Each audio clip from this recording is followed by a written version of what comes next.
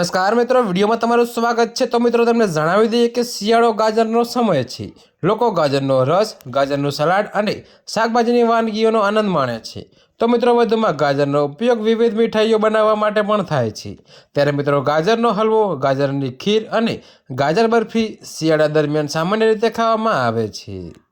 જી હા મિત્રો, જો કે તમને વધુમાં એ પણ જણાવી દઈએ કે સામે આવેલી મળતી માહિતી મુજબ ત્યારે મિત્રો ગાજર પણ સ્વાસ્થ્ય માટે ખૂબ ફાયદાકારક છે। જો કે મિત્રો બજારમાં બે પ્રકારના ગાજર મળે છે, લાલ ગાજર અને નારંગી ગાજર। તો મિત્રો લોકો ઘણીવાર મૂંઝવણમાં હોય છે કે કયું ગાજર વધુ ફાયદાકારક છે, તો લાલ ગાજર ખાવું સારું કે નારંગી ગાજર। ચાલો લાલ અને નારંગી ગાજર વચ્ચેનો તફાવત શોધી કાઢીએ અને મિત્રો કયું ગાજર વધુ ફાયદાકારક છે। તો મિત્રો તમને શિયાળામાં જ લાલ ગાજર મળશે। લાલ ગાજર નવેમ્બર મહિનાથી મળવાનું ચાલુ થાય છે અને માર્ચ મહિના સુધી રહે છે। જો કે નારંગી ગાજર આખું વર્ષ સરળતાથી ઉપલબ્ધ રહે છે। ત્યારે મિત્રો બંને સ્વાસ્થ્ય માટે ફાયદાકારક છે। ગાજર ફાઇબર, વિટામિન સી, પોટેશિયમ અને એન્ટીઓક્સિડન્ટની ભરપૂર હોય છે, જે સારી પાચન શક્તિ જાળવવામાં અને રોગપ્રતિકારક શક્તિને મજબૂત બનાવવામાં મદદ કરે છે।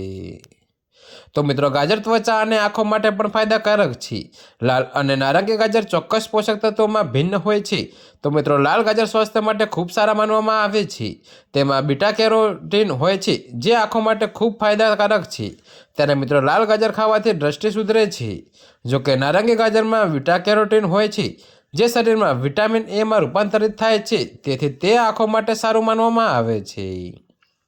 તો મિત્રો અત્યારે હાલ માટે આટલું જ। મળીશું નવી અપડેટ સાથે। અને જો તમને મારા વિડીયો પસંદ આવતા હોય તો વિડીયોને લાઇક, કોમેન્ટ, શેર અને અમારી ચેનલને સબસ્ક્રાઈબ કરવાનું ભૂલતા નહીં મિત્રો।